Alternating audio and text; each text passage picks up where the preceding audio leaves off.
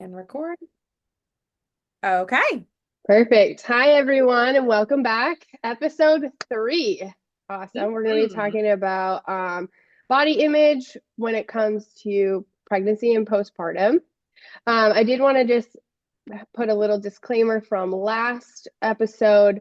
We talked a lot about nutrition, and we both said that we refer out to a registered dietitian. And while maybe counting macros and calories don't work specifically for us, that doesn't mean it can't work for you. And if you have questions or things like that, please reach out to a registered dietitian. And if you don't have one, please reach out to one of us and we can give you that referral. There's a reason we refer out because that's not our area of expertise. So I just want to make sure we put that out there.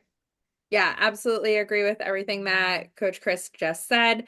And that especially today we'll be talking a lot about personal and professional experience. So, keeping in mind that though these are in some cases opinions, that they are based on what is being talked about in the field and scientifically based. If it is an opinion, we'll try to clarify that, but that the best people to be able to support you with any body image issues or dietary concerns is a registered dietitian. Yes, 100%. All right. Well, how do we want to start this? Do we want to start with um, pregnancy and work towards postpartum? Um, I guess we could do that. Why don't we do like just a little brief overview of kind of what body image is in general Sure. first, and then Yeah. kind of like get into the specifics of when we Okay. experience it. So, I mean, you came to me first with this, so I'm gonna let you take the reins on this one, and I want to follow your lead a little bit more here. And I don't mind stepping in when I feel like there's something to be explored a little bit more, but we said last time that we were watching, you had watched the House of Mar, Yes. um, their or listened to their podcast. And then after that episode, I ended up going and listening as well. So that I would have like that same reference base as you. And so, yeah, I guess share kind of a little bit of what you took away from that and why you wanted to touch on this more, and then we'll go from there. So after I listened to that podcast, I've always been kind of inspired by Alona and her take. She has more of an athletic build. And I think for so many, even today, people see that as a bad thing. But we all are different, and it wouldn't matter if you did the same exact workout and ate the same exact thing as me, your body would respond differently and may look different than mine. And that's just who we are as humans. And I think we're so critical of ourselves, specifically around the way we look, which drives everything else we do, instead of maybe focusing on function and performance. It's all about aesthetics. And what I really liked about the podcast is there was three different women with three different body types talking about what they prefer and how they accept their bodies as they are. And I thought it was just really cool being in this industry. I've been coaching for, I don't know, 10, 8-ish years, so not super long.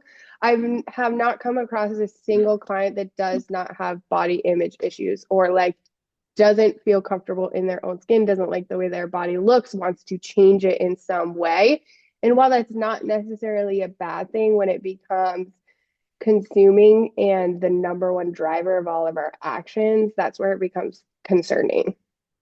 Definitely. And an interesting thing to me was that, like you said, they all have different bodies. They're all from the same family. Right. They all Yeah. share the same genetics, right? And that's usually one of the biggest things that we come back to is like, I can't change your genetics. And right there, Right. they all share the same genes. Yep. And here they are with completely different looks and body types and everything like that. So just like super interesting touch on that.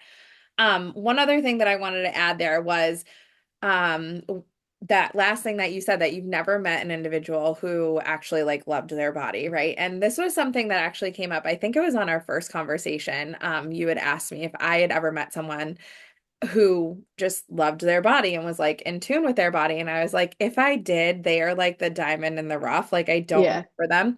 And I was thinking about it afterwards, and I actually do have a friend. And like I said, they don't shine out because they are so few and far between. But I have a friend who's in the same business group as me, and I remember her coming by Mission Mama to visit me one time, and she was just like talking about she was like, I'm hungry and I brought some food with me. Do you mind if I eat? And I was like, no, by all means. And she's like, okay. She's like, yeah, I know my body so fully and completely. Like, I know exactly what it needs. I know every single cue that it has, all of these things. And I was just like, this is like such a foreign concept Yeah. to me. She was like, I crave movement. And like, that's one of the big things that she does is like lots of like movement for your soul and dance. And she does a lot of nervous system work. And I was just like, listening to her speak about how well she knows her body and how in tune she is with her body. And I was just like, this can't be real. And I think that's why it's like it stuck with me, but like in the background, it's like not one that pushes to the front very easily. Yeah. So it literally wasn't until after the fact when I went back and was listening that I was like, I do know someone Yeah. like Yeah. that. But yeah, like such a foreign concept that does not come up as much as I would like to see it come up. Definitely not something that I've ever Right. experienced. Yeah, same. Um, but yeah, so just a different take and one that I feel like we don't see quite as much. No. Yeah, definitely not. Um, all right, so looking at our list here because we had a lot of things to touch upon, but um don't want to spend too much time on it. However, that being said, one thing that I think is interesting that we talked about before was societal influence. We talked about this before, and we talked about how it starts at such a young age. I think you had mentioned either doing some kind of information gathering or research or whatever it was, and you were like, this can start in children as early as age like 6. Yes, 6. They found eating disorders or disordered eating Mhm. in children as early as 6 years old. And it, it got me thinking because we both have young girls. Hmm. And this is definitely something like I remember being in elementary school and having um body insecurities, I would call Yeah. them at that time. And I always think about that with my kids and especially with my daughter. Because I just feel as though females are more susceptible to these things. Yeah. Um, and the interesting thing is like kids are so much more in tune with their body. 100%. Yeah, Like yeah. my husband gets so frustrated sometimes because Arya eats so slow and he'll be like, "Come on, hurry up. Like we gotta go do the next thing or like we gotta go to bed or whatever." Yeah. I'm like, "Will you stop rushing her?" He's like, Yeah. "Rush." All right, I am kind of rushing her. I'm like, Yeah. just let her do it. But like it's so interesting to watch their behaviors. And so like my question became like, when does that go away? Like what makes that go away? Um, I think it is like the outside, like maybe trying to fit in. Like everyone else, let's use the eating thing, for example. Everyone else eats their lunch so fast, and I don't want to be the only one that's still eating. So then I change to conform to what everyone else is doing because I didn't want to be different. Yeah, that's a good thought. And also being in school, only having a certain allotment of time, or like if you're in the last of the Yeah. lunch line, then you get less time for lunch, things like that too. Hmm. And then like I wonder when kids start becoming aware.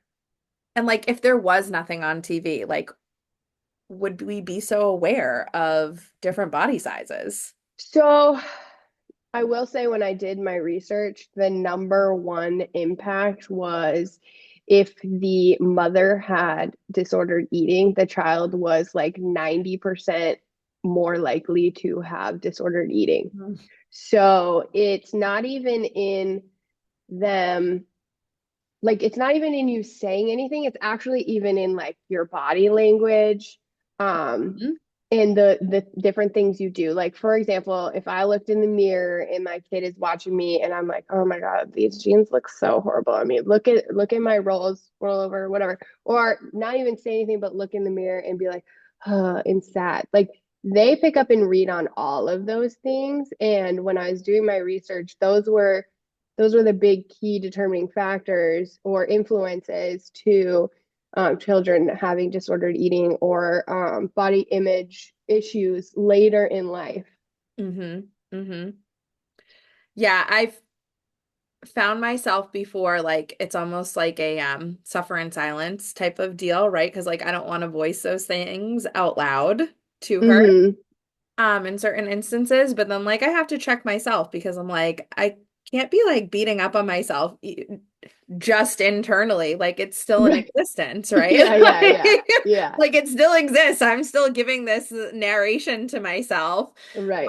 My monologue is not very good right now, so checking in with that. So what's I think what would be helpful is to like actually identify and name. So there are three different body types, right? So there's Mm-hmm. ectomorph, which tends to be like very lean, skinny, long boned, cannot put on fat mass very easily, probably very high metabolism, things like Mm-hmm. that.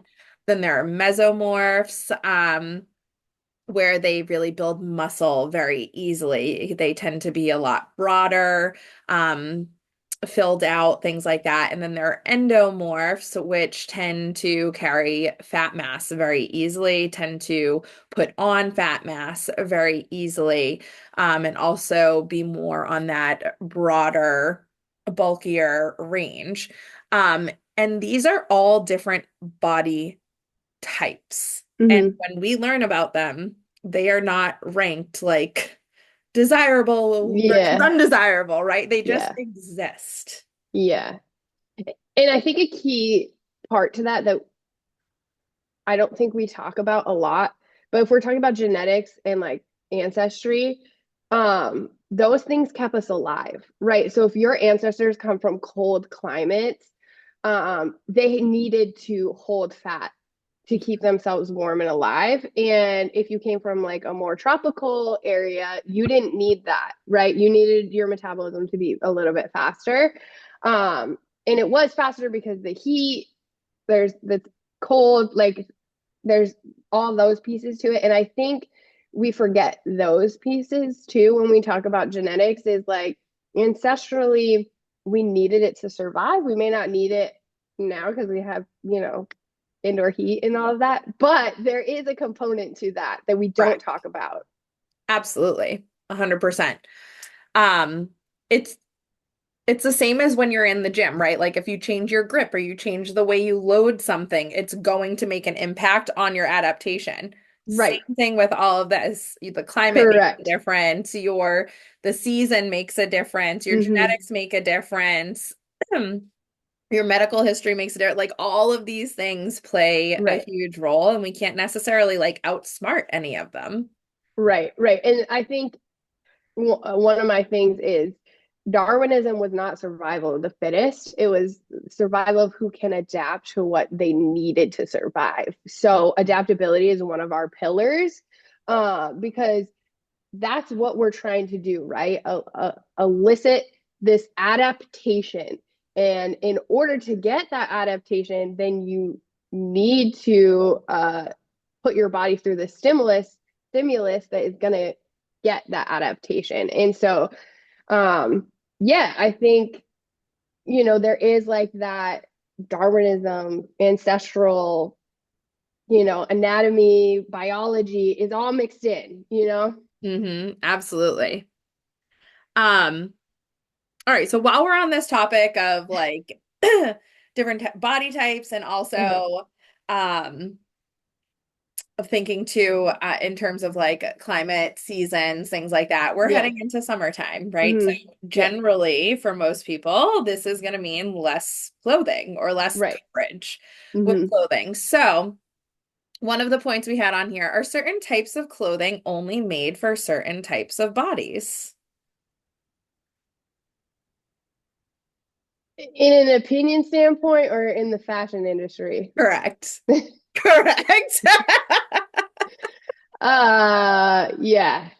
So, in my opinion, it's really none of my business what you want to wear. Like Mhm. whatever you're comfortable in, and I tell my clients that all the time. Like if you feel more comfortable in a baggy t-shirt and sweatpants, by all means. Like, but if you feel more confident in a sports bra and little shorts, I could care less. Like it's about you and your journey.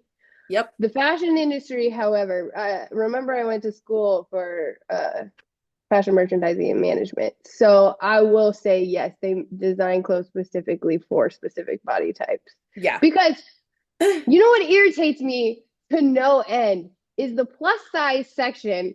I don't understand why you had to make it ugly. Like it was cute and then you did something weird to it. Why? Just leave it the same. Yeah. A It's hundred just like percent. they didn't need an extra ruffle or like something weird on it. Like you didn't need to do that. Mm-hmm. Mm-hmm. So Yeah, 100%. I love it. We're getting some real emotions so today. annoying because like Tell me how I you mean really feel, I girl. used to like do buying for people. Like I would go to stores with them and I like help them find clothes or whatever. And it's like as soon as you get over an extra large, it like got weird. And I was like, we didn't need to do that. There was no reason to do that. Yeah, yeah. And sizing is crazy too. You could Oh buy my the God. same size at a million different stores Mm-hmm. and it's gonna be a different size. There's nothing uniform. There's no consistency. Absolutely zero. 100%. And that feeds right into all of this, All right? of Like, all of this, body insecurity, body dysmorphia, right. body image issues, eating disorders, disordered eating, conflict. It's infuriating. Yeah. It's like a giant spider web that has gotten us to where we are now. And I will say, I think it's changing now that we're more aware of it. But yeah, it is. Like the fact that so growing up, I was always bigger than my friends. They were very petite. And Yep. so just being in a medium or a large was like, oh my God, Yeah. like the worst thing ever. If I was like extra small, small, like Mhm. crazy. But no one can see the inside of my pants. No. No one can see what size it is except for me. Hmm. Being a double So digit pant size for the majority of my life, I was like, this is the worst thing ever. Like a 10, I was like, oh my God. yeah, yeah, yeah. Now I'm like, I wish. Like, if Yeah, I'm being completely honest, but like, right. but also, no, I don't wish because, right, we're trying to find this. But these are the voices, right? These are the tones, these are the messages, everything like that that becomes so challenging to manage because they aren't Yeah. existent. So, yeah, I agree. My personal opinion, no, you wear whatever you want. If it wasn't made for you, it wouldn't be offered in all these different sizes. Right, right, right. I mean, buy it. It's on the rack. It fits you. If you feel good, then That's all that that piece of matters. clothing is meant to for you. It's meant to Correct. go home in your bag and into your closet and right into the rotation of your wardrobe. If you Hmm. don't feel good in it, then there's no pressure to buy it. And that was one thing that I started telling myself after I had kids was like, if it's not a hell yes, then it's a hell no. Yeah. Like Yeah. literally. And I was never about that mentality with like really anything in my life. And then when it came time to like go shopping and everything like that. And also, if I need to go up a size and I feel good in the size up, buy the size up. Right. There's Right. nothing wrong with sizing up because for so long I'd get so frustrated with like, why do I have like a bulge in my stomach? Like I was buying a size that was too small. Yeah. Yeah. Like, Yeah. I feel more confident when I wear something that helps my body size and shape. Um, I hate to say it this way, but like I'll say be more visually appealing for me and Yeah. be more comfortable to the point that I don't Right. feel like I'm having to like strain to breathe or anything like anything like that. So yeah, shopping now for comfort for my body and a visual appeal for me personally has made like a tremendous difference versus like, oh, well, that's a size 14 and it's a little tight, but the 16 fits really good, but it's a 16. Like, no, Hmm. Nobody, yeah, no one knows. knows. Yeah, Who cares? yeah. And easier said than done, right? Because Oh, like 100%. I Yeah. still care. Like newsflash, I but I I still do. care. Yeah. I still care. My anxiety, but I Yeah, do. it really cares. The BITCH in my head really She cares cares. about that. She's got a lot of opinions. This is a perfect segue actually into pregnancy and postpartum It is. because It is.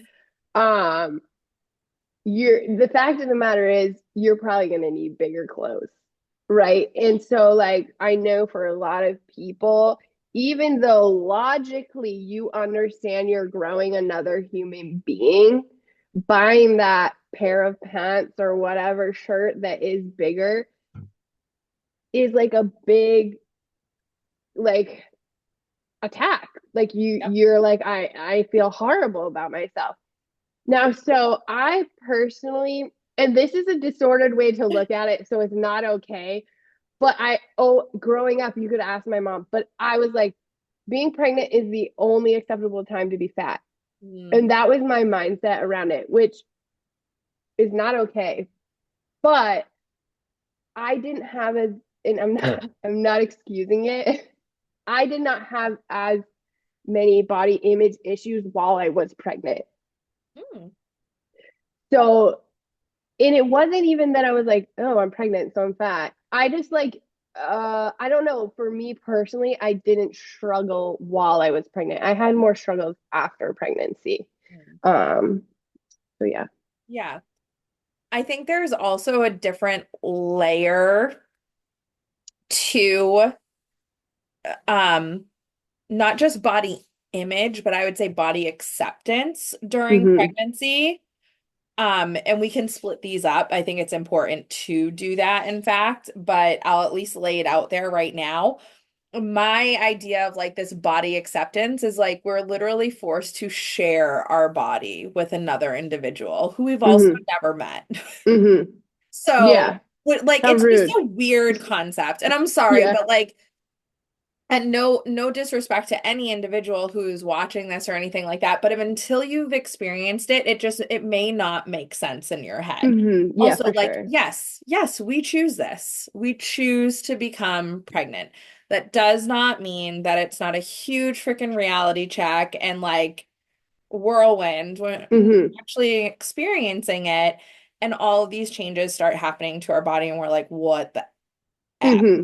Yeah. is this? Yeah, 100%. And like, I don't know if you had any of this, but like, I had some resentment at the beginning when like I was having so many symptoms with Aria and everything like that of like, I feel like every decision I have to make, I have to consider somebody else, not just myself. You know, the food I want to eat, like I can't, I don't know, can I eat this cheese? Is it pasteurized? Like I just want a freaking turkey sandwich that's cold and I First of all, I just can't. ate Like this that. is I just ate it. insanity.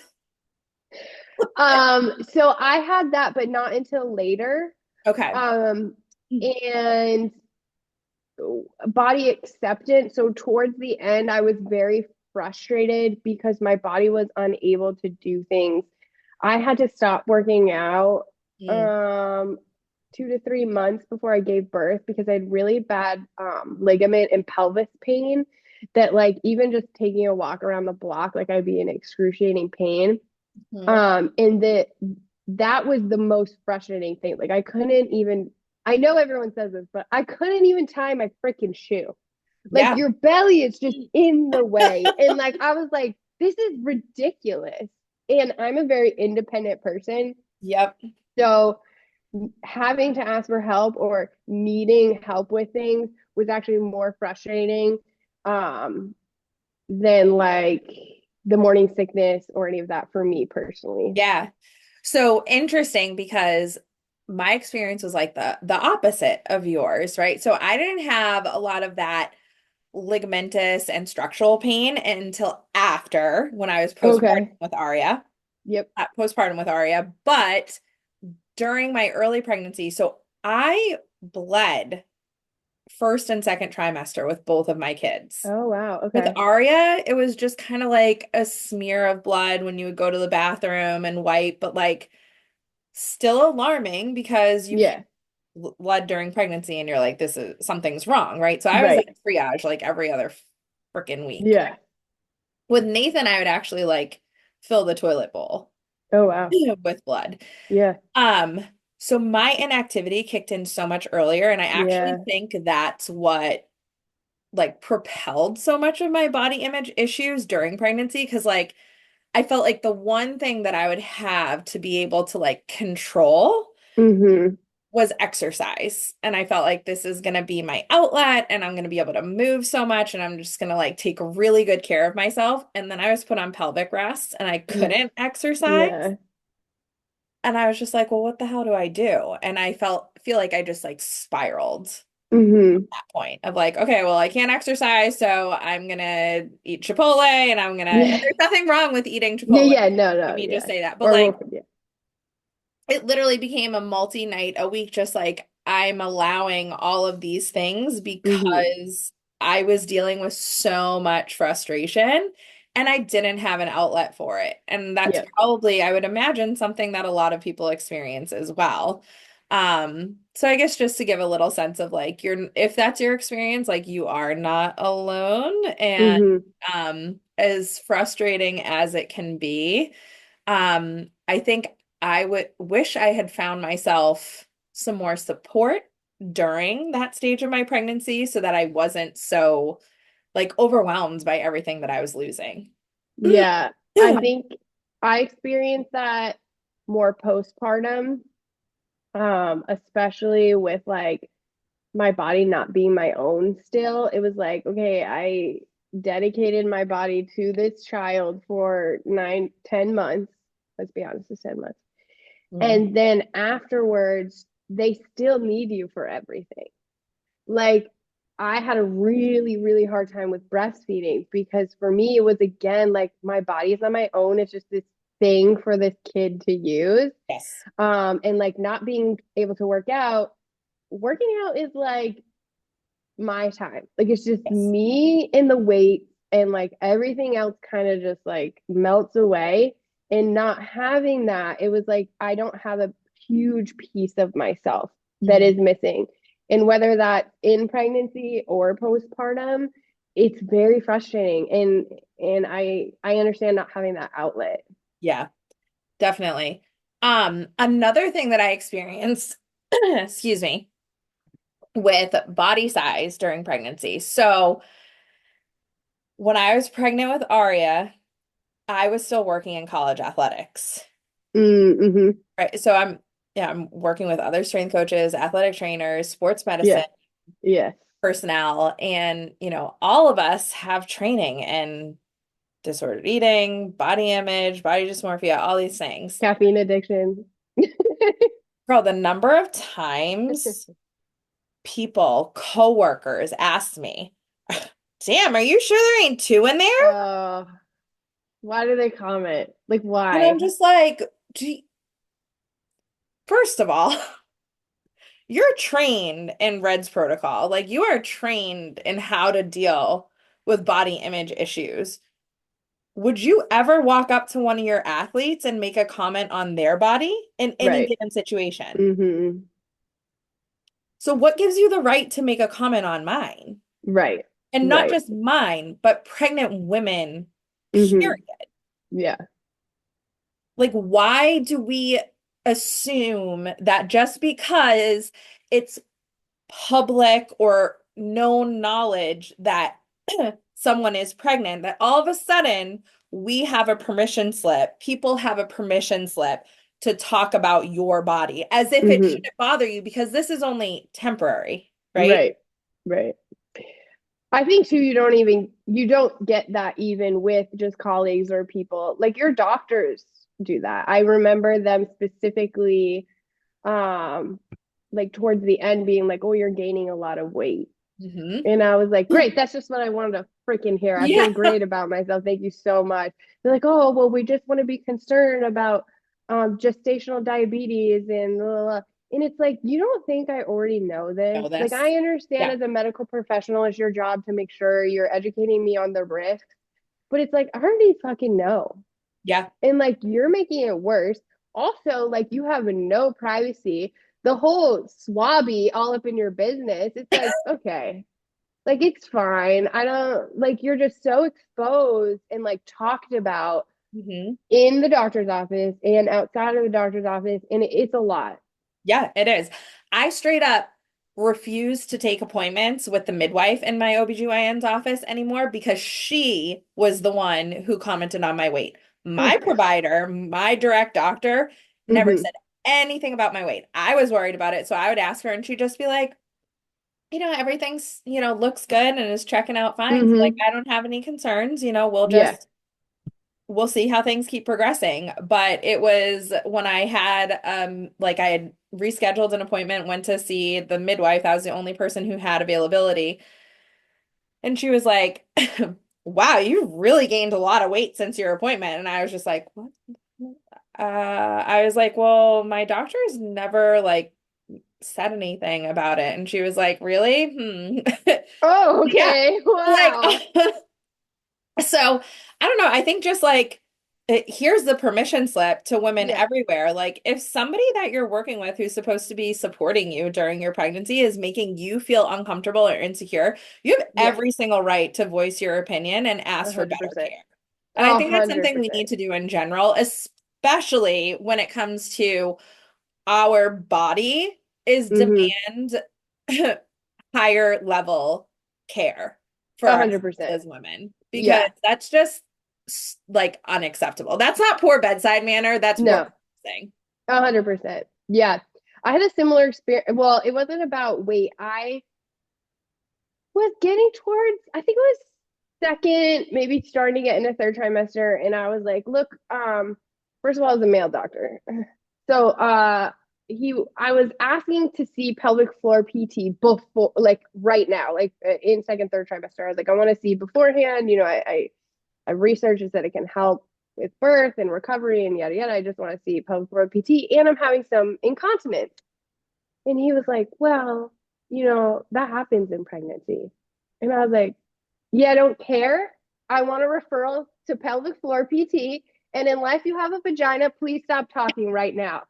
Like I don't care. I just want to see a physical therapist for pelvic floor, and I don't really need your oh, it's perfectly normal excuse.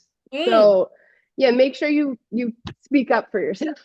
yeah, and can we just like common is not normal. Yeah, yeah. Like there's a very Different. large Yeah.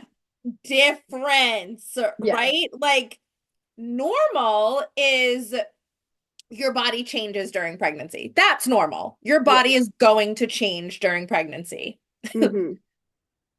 Your body is no longer going to retain urine because of pregnancy is common and a treatable symptom of pregnancy. It is Right. not normal. That is No. dysfunction. Yeah.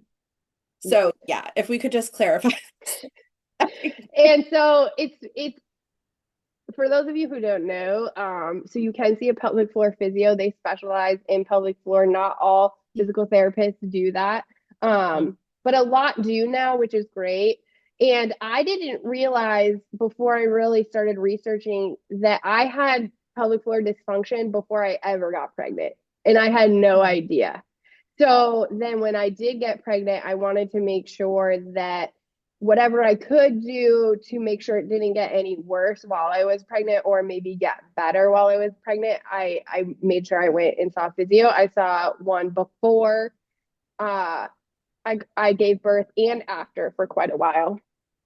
I think we just found our next topic for our next is talking about pelvic floor and pelvic health PTs. Would be great. But yeah, it's a great resource. And honestly, we should be referring so much more than we do. Unfortunately, Yeah. we aren't there just yet, but we're definitely making very positive strides. for Did sure. you know in other countries it's like part of the Automatic postpartum post. care Yeah. automatically? Uh-huh. Yeah, I thought that was very interesting. I was like, oh, my mom was like, never heard of it ever Yeah, before. no, no. No, no. They were like, oh, you're good. Yeah. Yeah, Yep, 100%. yeah, crazy. Um, okay, so did you, I'm just looking back at our questions. So we talked a bit about training during our pregnancies and then um Oh, laziness. laziness. Yeah, I think a reduction of in energy. So I Yes. I remember more so with I was tired with Aria, definitely, but like second baby pregnancy Hmm. tired is like a whole was like a whole new experience for me. I was Hmm. like, holy moly, I have not been this exhausted since postpartum, like the early postpartum days with Aria when you're not Yeah, sleeping because you're like cluster feeding, yeah. if you know what I mean. And I was just like, oh my God. I remember looking at Dave at one point and I was like, I'm a waste of a human being right now. Mm, I'm a waste of life. And he was like, what are you talking about? I was like, I'm so tired. I did yeah, nothing today. I'm yeah, yeah, exhausted. And he was like, yeah, I mean, you are growing a whole ass human being. yeah, yes. I was Let's like, not forget. I know, but like, right? Like how Yeah, easy is it to just so like, easy. yeah, but like, no, but I Yeah. shouldn't be tired. Hmm. I would say first trimester, I was still finishing school. And I was so tired. I would literally just like fall asleep sitting. It was an exhaustion I've never felt before in my Nope. life. Second trimester, totally different story. Third Mhm. trimester was okay, but it was like at that point, moving was just Yeah, exhausting. that's the hard part. And it's like, yeah, you feel real lazy, but like I just grew some toes today, so maybe be quiet. Just like made a whole liver and brain. Yeah. So, yeah. What did you do Wait, what today, did you do today? huh? Good for you. Yeah, so I think that's the main thing. I think we don't give mothers enough credit for just making another human life. Like they're taking parts of you to make themselves, and like we don't give them enough credit on being like, it's okay that you didn't do the laundry today. Hmm. Like, yeah, you grew a liver. Like I think you're Yeah, good. I think you're all set to just Netflix and chill for the rest of the year. Yeah, and like Like, that should be okay. yeah, I with Nate, I actually ended up having so with Aria, I worked up until 39 weeks. And then Mhm. with Nathan at 35 weeks, I was like, I cannot do this anymore. I cannot. And I was had transitioned at that point. I was working as a personal trainer. So like Mhm. role is a little bit different in Yes. terms of working with clients. Like Mhm. when I was in a weight room, strength and conditioning with athletes, I'd be like, yo, clear your own bar. Like that's not my Yeah, I'm not responsibility. touching But that. then like when Yeah. you're working personal training, it's almost like like it's more of a service industry, Hmm. like a customer journey. Yeah. So like weights on and off the bars, helping every set, setting things up. And I was just like, whoa, like I Hmm. can't bend over to change one more Yeah. bar. Like, No, no. no. Yeah. And also, the pain is and discomfort is starting, previous SI joint issues, things like Hmm. that. So I was just Yeah. like, I went to my doctor's appointment at 35 weeks and I was like, tapped out. I'm done. Yeah. And she was I'm done. like, okay. Yeah. Which was, but also like really hard because then like I went home and I'm just like, what do I do? And it's like you Right. sit and you Yeah. chill. Yeah.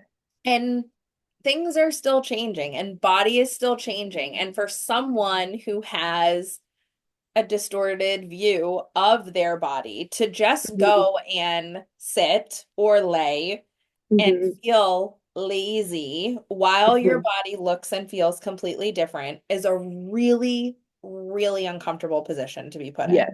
Yeah. And I think so many people are like, oh, yeah, your day must have been so hard. You just like hung out. But when you're just hanging out with yourself Right. and you're doing that narrative, all freaking day long, like, yeah, it is really hard and it is really draining. So it's another thing that's Hmm. draining your energy. It's another Right. thing that's making you feel like crap. It's so incredibly hard. And like these things don't get enough attention. It's like, No. I feel like everything with pregnancy is just like flipped and switched to be such a positive thing. And it Yeah. is. It's a It great is. thing. It's a positive But it experience. can also suck. And it sucks. Like, Yeah. can we just validate both freaking things being true? Yes. Like in Yes. all scenarios, like all Oh of your yeah, feelings 100%. can be valid. Both things can be true. At I the can love same you time. and hate you Right. sometimes. Like Yeah. I Yeah. can be super excited to be pregnant and having this baby and hate the fact that I'm pregnant and have to have this baby. Like Right. Right. it is a real thing. That, my friends, is normal. Yes. That That is let's put normal. that in the normal category. You can also be scared and excited and anxious, like all the feels, because it's literally life changing. Yes. So like feel the feels, and I I don't know if I took that time, that downtime to Mm. kind of I'm a very like busybody. I have ADD, so I'm always like beep beep beep beep beep. Took the time to be like, no, I'm not doing shit. Mm. And that's just how it's going to be. And so like I kind of took that opportunity to really like sit in that. And I Mhm. didn't have so much of that like, oh, I should be doing something during that time period, which was a big change for me. But if you are struggling with that, definitely like a therapist to talk all that through and kind of work with them. I think before you have the baby is a great opportunity to kind of maybe settle some of those things before they get here, because on for me personally, the postpartum journey was way harder than pregnancy. And everyone's different. Everyone's pregnancy is different. But postpartum was way harder on me than pregnancy. Yeah, definitely. And we will definitely jump into um postpartum in a sec here, but just like rounding out pregnancy, I feel like just like note for every woman who is or has or may be pregnant or trying to conceive that like it's okay to feel all Mm-hmm. the feels. It's okay to love your body in one moment and really dislike it in another. And 100%. that doesn't mean that you or your body is bad. Mm-hmm. It means that today is a hard day Yeah. Yeah. and you're doing a lot. You are changing a lot. Your body is changing a lot. And your life is being altered in a way that most other people cannot even begin to understand. Correct. Just take Correct. it a little moment at a time and try to like give yourself some space and some grace to like find the best way for you to live in all of these moments. Agreed. Agreed. Yes. And some of the changes that are happening with your body does hold on to more fat. That is purposeful. Okay. So like some of these changes are very purposeful for the health of your baby and for the health for yourself and for breastfeeding and different things that happen during pregnancy and birth. So remember that these changes have reasons, and it's not because you ate too much Chipotle. Like your body's not bad, you Yeah. know? Yep. Absolutely. And if you are, we already put a disclaimer at the beginning, and this is a great time for a little bit of support here. Pregnancy and early postpartum are not times for restriction. So if you Mm-hmm. are really struggling with the look Yes, and feel and changes that your body is going through, this is absolutely a great time for you to go find a registered dietitian to work with, to talk to your 100%. providers, to demand that care if they're not giving it to you. but to just advocate for yourself and what you need, even if it feels uncomfortable, even if this is something that you struggled with for a really long time. And so it feels natural to Yeah. go to ways of restriction or anything like that. Or on the flip side, if you're concerned about the Too fact that much you're not consumption. gaining enough weight Yeah. and things like that, definitely reach out to your medical providers and try to find some support. Yeah. There's a lot of things that can be done to help you have a better experience. So do not Yeah. be shy to speak up and get that help for yourself.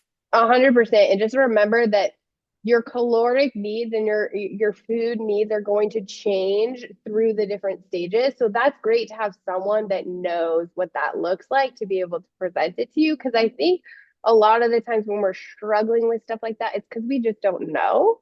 So having a professional guide us, it takes that pressure off of you to know everything. Like let them know it. Yeah. That's their job. Okay, so I feel like this is a good time to jump into postpartum discussion and how that impacts body image. So we can just jump into the big daddy here, which is bounce back mentality. Yes. So, as a personal trainer, there is this assumption that you know what to do and that you were so healthy before that you're going to bounce back super quick. And I had a lot of pressure around that specifically um, about, and I held myself to that standard really, that I was like, yeah, I'm going to bounce back. And people are going to be like, oh my God, you had a baby. You don't look like that. Mm-hmm.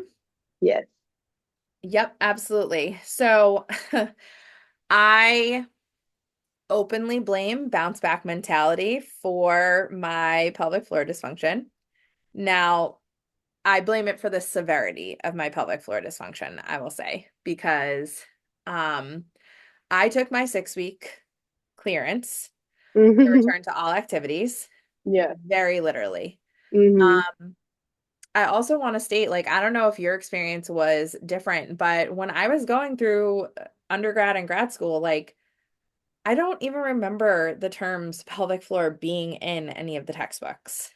Like, that is a completely foreign concept to me. Mm-mm. And pregnancy and postpartum, we did not talk about at all. We did talk about pregnancy, but not postpartum. So I didn't get any of that. And I just thought that like my knowledge of the human body would like allow me to do what needed to be done.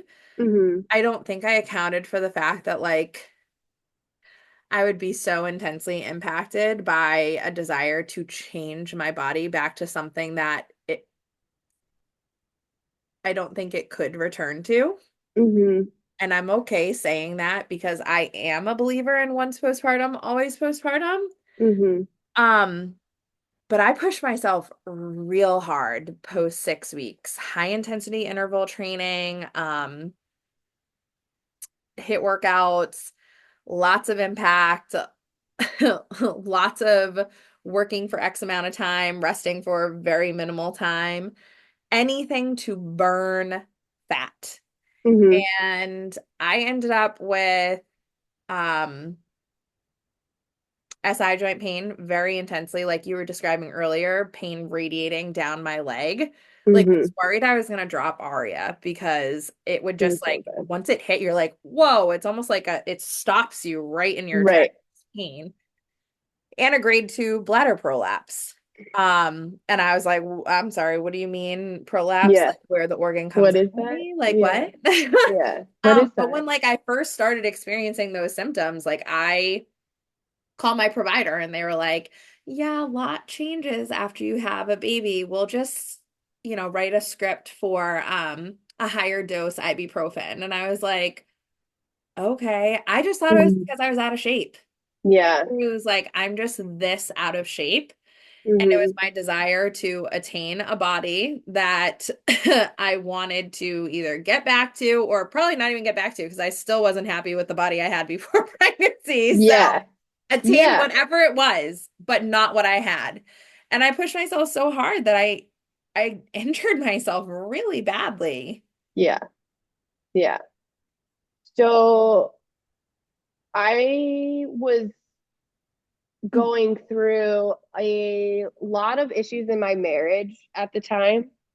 And I was so stressed and anxious that I was not eating.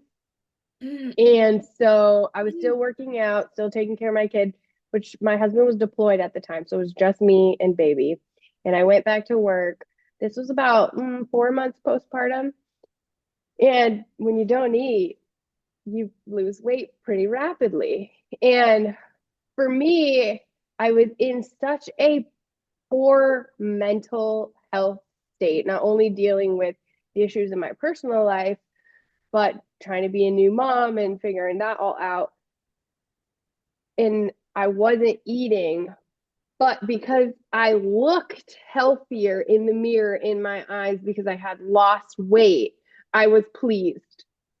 Like so much to the point where I lost 7 pounds in about a week, very rapidly. And this is a prime example of like I may have looked healthy, but I was probably the unhealthiest I've ever been in my entire life because my mental health was completely trash and I just was not eating at all.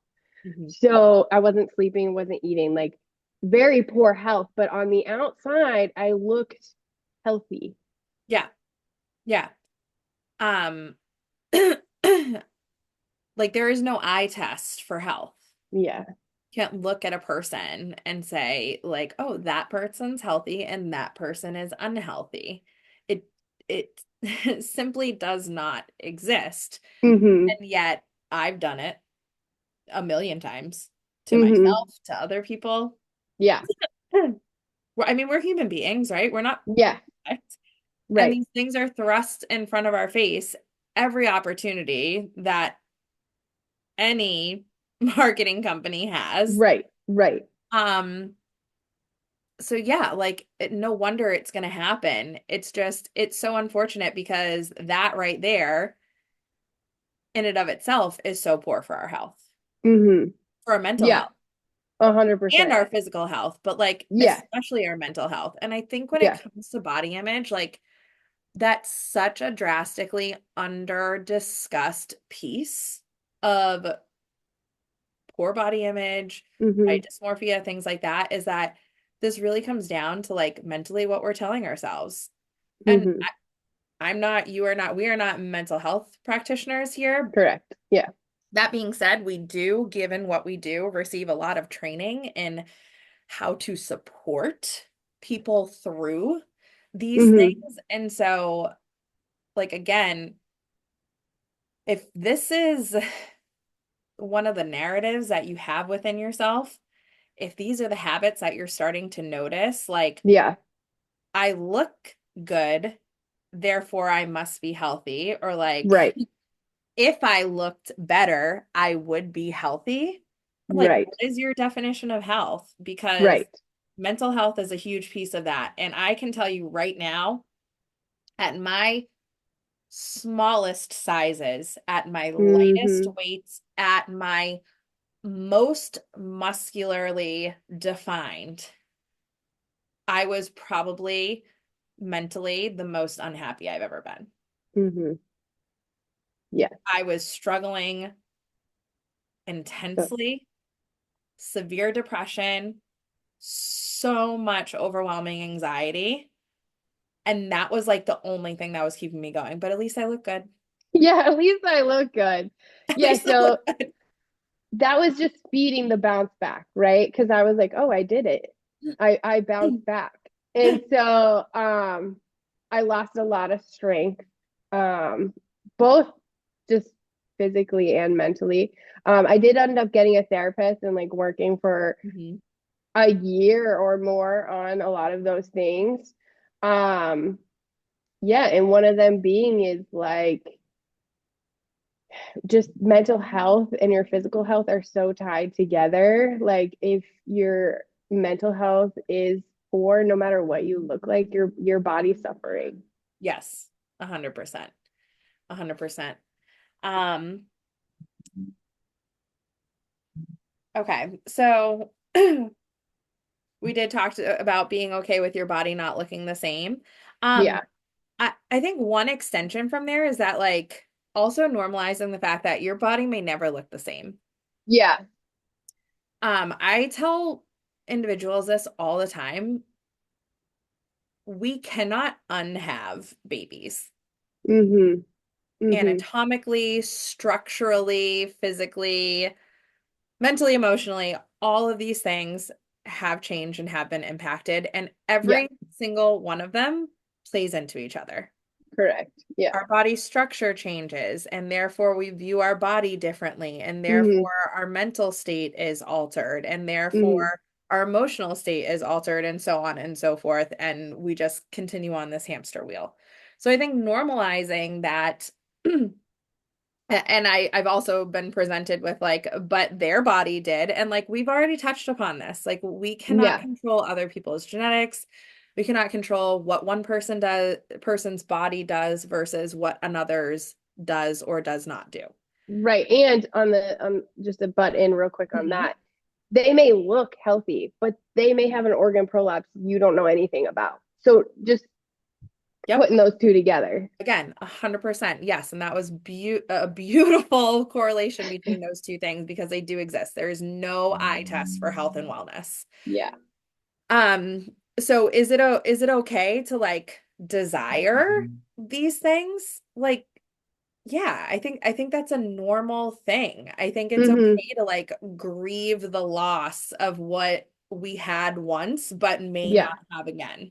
100%. Um, so to normalize like those feelings and a like beautiful and gentle reminder is that we have no idea what this stage of life will look like. We have Yeah. no idea what we are capable of at Yeah. this point, even if it takes a long time. And this is, Mm-hmm. we talked about it before, the no BS approach that I put together, but this is one thing I talk about all the time, and that is at what point does our body stop being stressed out from motherhood? I Does it ever never. I still call my mom. I was I'm gonna say, 32 like, years I old.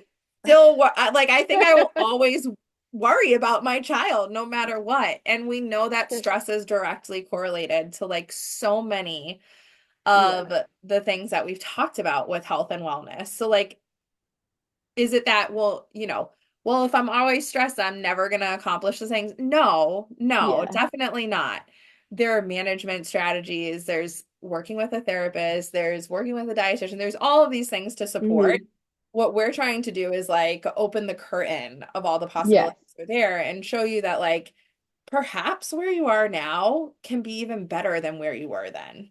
Right. Just don't know yet. Exactly. So, perfect point. I think I was scared because it took me so long to get to a point where I felt I was like, I looked good. I looked athletic, which is crazy because when I look back at pictures, I was just small. Like I wasn't more muscular. I was just a smaller version. Mhm. And I thought being pregnant, having a baby was just going to destroy my body. And it took, I mean, I'm 3 years postpartum, but I'm way stronger than I've ever been, Mhm. both physically and mentally. So I don't want people to think their body's ruined forever because no one is saying that. Like, no one's saying you can't come back better and stronger than ever. Like, that's your body may not look the same. Like my stretch marks from having my kid are not going anywhere.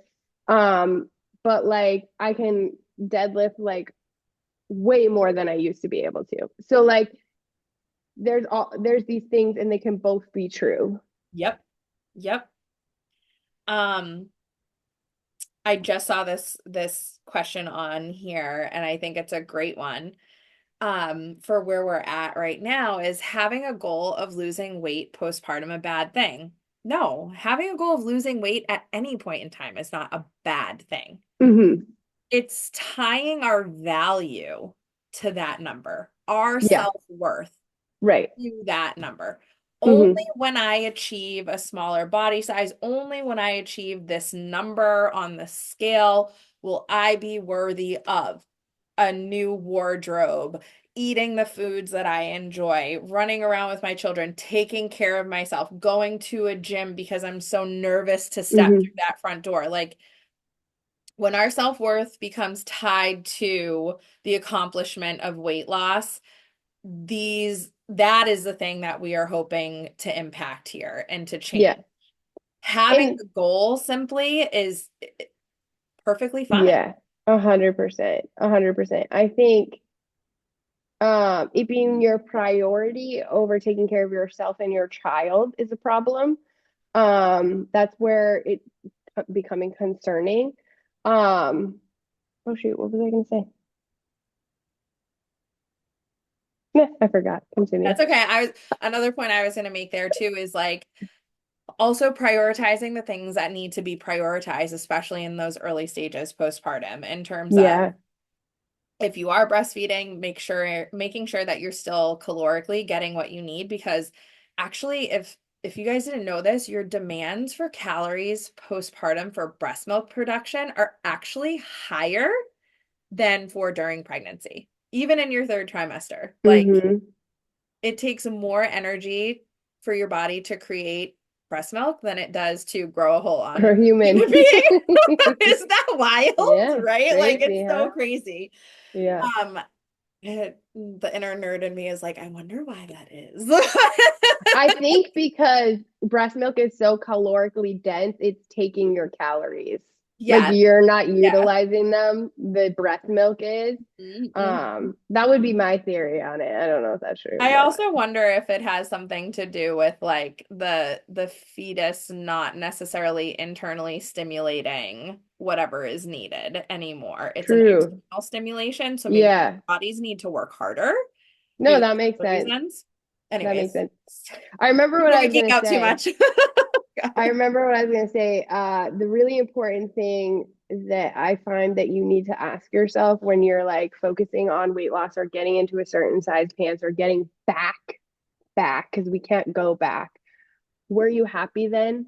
Were you truly happy then? Because Yeah. going back isn't going to make you happy now. So fitting into those pants, if you weren't happy then, you're not going to be happy now. And it's so much bigger than the pair of pants, you know? 100%. Yeah. I've had that experience so many times. Like I think that's why my time with like being always in a restrictive weight loss state was like even when I achieved my goal weights, even when I achieved the pant size that I wanted to be in, it still wasn't good enough. Never. It's Like never I good was enough. not satisfied. It was like, Hmm. or I was so freaking scared of like Hmm. what's gonna happen when I start eating Yeah. more again, like when I go Hmm. back to maintenance and I'm no longer restricting, that it would just Yeah. like all blow up. But like, it's just like Right. it's constant fear. It's just constant fear and constant dissatisfaction. 100%. 100%. And you really have to think about what it costs to get there. Hmm. And a lot of that is happiness and experiences and these things that when we're looking back on our lives on our deathbed, we won't like, oh, yay, I wore a size two, but I missed out on having cake with my kid for their birthday. Like, Yeah, it comes like, if we're going to talk about health as a big yeah, picture, like, that's part of it. We're social absolutely. beings for a reason. And like, the experiences we have are really the things we're going to look back on. I mean, that's why we're all kind of in this and in part of this community is for health. So, And food is a huge part of our social experiences too. 100%. Yeah. There's no avoiding it. And so Yeah. I think the more time we spend trying to avoid it, the more overwhelmed we're going to be when it's just constantly there. Because it is. Yeah. It's just constantly there. Right. Right. It is. Yeah. So, um, we're in the last couple things here. So, one, I know you spoke a little bit about postpartum depression. So, I've actually dealt with anxiety and depression for a really long time. Hmm. And I've been in therapy for a while, been on medication for a while. And I try to be more open. Like initially when I went into therapy, I was like, no one can know. I hate this. I like, what is wrong with me? And it was like, get out as quickly as possible. And then that wasn't working. That just Hmm. set me further back. Yeah. Um, Luckily, I think when I was dealing with more depression, anxiety postpartum, like that was when I finally got to the point where I was just like, I do not want to feel like this anymore. I was like, I Yeah. don't even care if I have to up my medication. I don't care if I have to start new medication. I just want to feel better. Hmm. Like, and nothing was changing that because this was also the time that I started losing weight postpartum. Hmm. Yeah. And I still felt horribly Yeah. depressed and overwhelmed and anxious. And I was like, nothing is working and I need something to work. Hmm. And honestly, like as weird as it may sound, I'm actually kind of thankful for the postpartum depression that I did experience because I think it got me to like such a better place with taking care of myself mentally. Yeah. I think I made a lot of the strategies like myself and my therapist and psychologist had been working on for a long time finally like click because I Yeah. was like, yeah, it's more important to put these tools into place consistently and help myself consistently feel better than it is to be, again, like so scared of what it's going to mean or what it's going to do or how it's going to feel Right. if I'm open to these things. Right. No, 100%. I also struggled with anxiety, depression, way before pregnancy. I was also medicated. I actually got off my medication just before I got pregnant. And my situation is so different because I don't know if I was experiencing postpartum depression or just the fact that my husband was cheating on me. So that one's a tough one for me to say for sure, which was which. I will say, similarly to you, working with my therapist, some of the things I did then, I still apply today. Like non-negotiables are one of the things, like self-care non-negotiables. It was to a point where it was like you have to change your clothes. That was one of my non-negotiables. Um, and if you're struggling with something like that and you can get into therapy to help, that it goes such a long way. Like even and let's say you're struggling with postpartum and you haven't changed your clothes, you haven't showered, because that's a big thing, right? Like who's watching the baby while you're showering? Mhm. Just know you're not failing. Yep. Like we've all struggled. It's okay to ask for help, and it's okay to be like, I need a fucking shower, so somebody watch this kid for 2 minutes so I can bathe. Like while yes, they are your priority, you cannot pour from an empty cup. And we Hmm. do it time and time again. So, making sure you're prioritizing your mental health and your physical health, especially newly postpartum, is really important. Asking for help when you need it, whether that's a therapist or a spouse or a friend or a mother or whoever. Yes. Yes. Yes. Yes It's to all.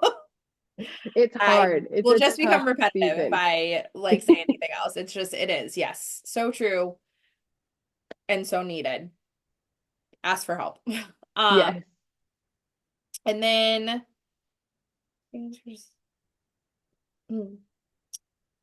all right, Krys, what is one thing you would tell your new mom self about her body? Um, hmm. I would tell her to be more careful with it. Hmm. Um, because I also jumped into exercise very quickly after, and experienced some pelvic floor dysfunction that I think if I had gone slower and really like built those foundations, I wouldn't be struggling now. So I think really just like giving it the time and being nicer to it, and like just be okay where you're at Yeah. because it gets better. Hmm. Absolutely. Um, for me, I think I would tell myself to have more pride and to be more proud of myself. Yeah, 100%. 100%. And that's not just as a new mom, that's from trying to conceive and all of the struggles that people go through with conception. That is even Yeah. before we think about conception, with thinking that our bodies are broken because we have really bad menstrual cycles or whatever Hmm. it may be. Yeah. Um, to be proud every single day of the things that our body is working really, really hard to do for us, Yeah. especially in the moments where maybe we're not helping it be able to do the hard things for us. 100%. Yeah, that's a good one. Yours was good too. Yeah. Yeah, I think being proud is a hard thing. We tend to feel like very I don't know, like shamed by it. And there's nothing to be shamed about it. We could always be doing better. We could also always be doing worse. Yes. Yes. 100%. It could always be worse. Um, but yeah, this was a fun one. I really enjoyed it. Yeah. Yeah, I hope that, if you relate in some way, please feel free to reach out too. We both said we were open books, but like if you're in a season right now that we may have gone through, like please reach out. If we can help in any way, we would love to. Or if we have a referral or a contact for you. Um, yeah, for sure. Yeah, I don't know if you want to state, we both can state if you want to do like your handle and email address, if you want to just state it, and then I can do mine too. Yeah, so my handle is at shewolf with a U dot life. And that's for Instagram and Facebook. I'm not cool enough to be on anything else. And my email is just the shewolf.life at Gmail. Awesome. And my handle is at Mission Mama Training, and it's MAMA for mama. And then email will be Lexie, Lexie, at missionmamatraining.com. Awesome. Cool. All right. Till Bye, next lady. week. Yes. Talk soon. Bye. Bye.